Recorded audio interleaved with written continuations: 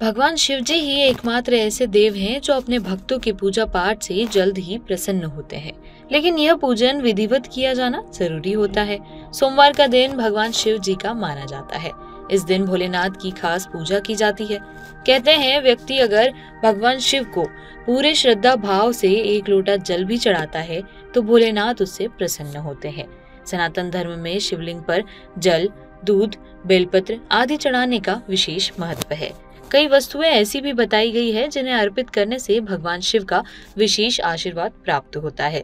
ज्योतिषाचार्य पंडित पंकज पाठक ने लोकल 18 की टीम को बताया कि शिवलिंग पर अलग अलग वस्तुएं चढ़ाने से व्यक्ति को कई लाभ प्राप्त होते हैं। कुछ वस्तुओं को अर्पित करने से आरोग्य प्राप्त होता है, वहीं कुछ को अर्पित करने से समृद्धि का आशीर्वाद मिलता है। आइए जानते हैं ज्योतिषाचार्य जी से कि महादेव को कौन सी वस्तुएं अर्पित करना चाहिए। भगवान शिव का पूजन अभिषेक करने से समस्त प्रकार की मनोकामनाएं पूर्ण होती हैं। सुख, शांति, समृद्धि, दीर्घायु, संतान लाभ, विद्या लाभ इत्यादि की प्राप्ति होती है। एक लोटा जल भी यदि भगवान शिव को चढ़ाया जाए तो भगवान शिव से हमको अद्भुत परिणाम की प्राप्ति होती है, हमारी मनोकामनाएं पूर्ण होती हैं। किंतु यदि हम प्रायोगिक दृष्टि से देखें तो शिव जी को अलग अलग पदार्थ चढ़ाने से हमको अलग अलग फल की प्राप्ति होती है। जैसे हम भगवान शिव का यदि दूध से अभिषेक करते हैं तो आरोग्यता, वंश वृद्धि और दीर्घायु की प्राप्ति होती है। भगवान शिव को दही समर्पित करते हैं या दही से अभिषेक करते हैं तो चर्म रोग समाप्त होते हैं, शत्रु बाधा का निवारण होता है, वाहन सुख और पशु सुख की प्राप्ति होती है। शहद चढ़ाने से धन प्राप्ति होती है, पापों का क्षय होता है।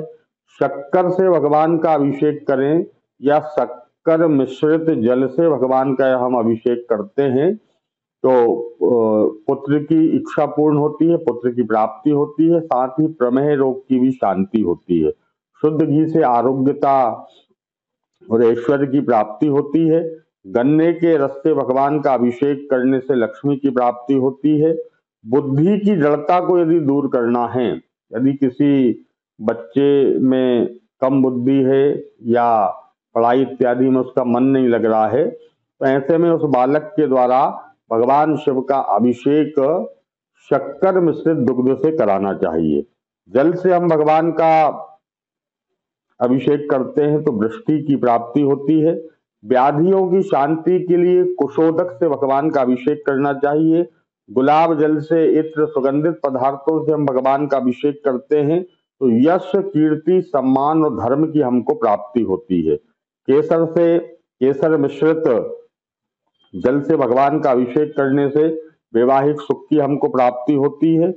फलों के रस से, आंवले का रस हो, अनार का रस हो, जो भी फल है, संतरे का रस हो, मौसम्बी का रस हो, इनके रस से यदि हम अभिषेक करते हैं तो रूप, सौंदर्य और दीर्घायु की हमको प्राप्ति होती है। धान्य, चावल या गेहूं से भगवान का अभिषेक करने से समृद्धि की प्राप्ति होती है और तिल भगवान को समर्पित करने से समस्त प्रकार के संकट नाश होते हैं। और विभिन्न पवित्र नदियों का जल, गंगा, यमुना, सरस्वती, कावेरी, गोदावरी, नर्मदा या संगम का जल या समुद्र के जल इत्यादि पवित्र स्थानों के जल से भगवान का अभिषेक करने से हमको मोक्ष की और सत्य लोक की प्राप्ति होती है। लोकल 18 नर्मदापुरम से दुर्गेश सिंह राजपूत की रिपोर्ट।